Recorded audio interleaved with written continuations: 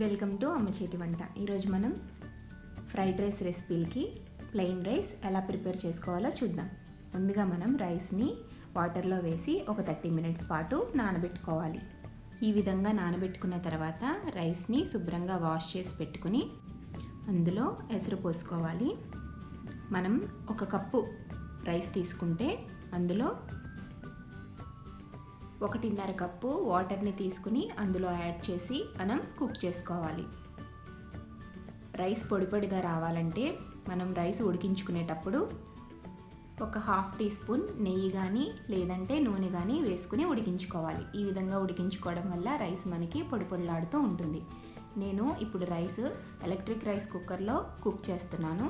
అందుకని 1 గ్లాస్ బాస్మతి రైస్కి 1.5 కప్పు వాటర్ని యాడ్ చేస్తున్నాను.